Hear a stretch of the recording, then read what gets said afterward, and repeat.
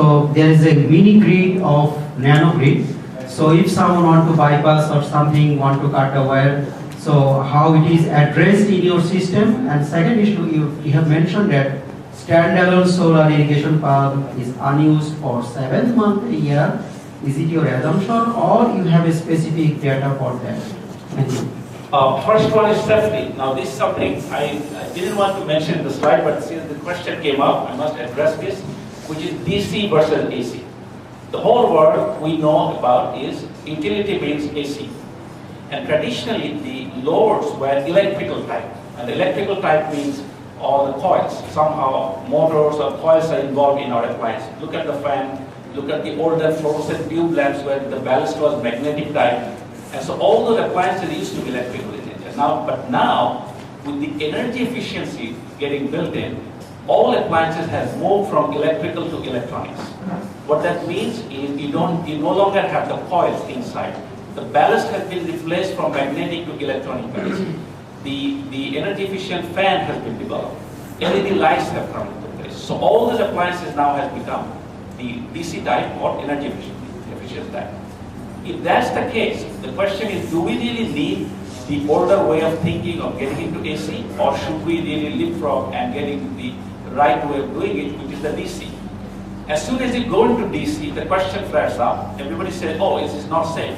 This is unsafe. Let me address that. The DC, a lot of people think with AC, if you touch the wire, in 10 milliseconds it will come to 0 voltage and it will release you and you're safe. Practical thing is, the nano that we have developed, or most small size DC system, they are electronic in nature. So even if you touch, for example, the whole system will respond in 10 microseconds, not milliseconds, microseconds, because the whole system has now become electronic, not electrical. So the whole system will shut down if there's a short or accidental touching the two wires by somebody. So by making it 1,000 times more efficient and faster, you have been able to resolve all those 50 or 100-year-old myths that AC is somehow much more safe than DC. Second one, there's another question sometimes come up, is the relay. The older system used to use magnetic relay in the transmission and distribution system. For a smaller system, it's all electronically controlled. So the nano controller actually controls the whole system electronically. So there is no need for a magnetic relay in the first place. And it does control automatically from the system point of view. So this is not more dangerous than 220-volt AC anymore. And a lot of research on that, which can extrapolate on this. The other issue is the 7 months. Now, if you go for a system where there are 2 or 3 crops per season, per year, even if you take the best case where there are 3 crops per year, even then, the energy required for pumping the water is not the whole year.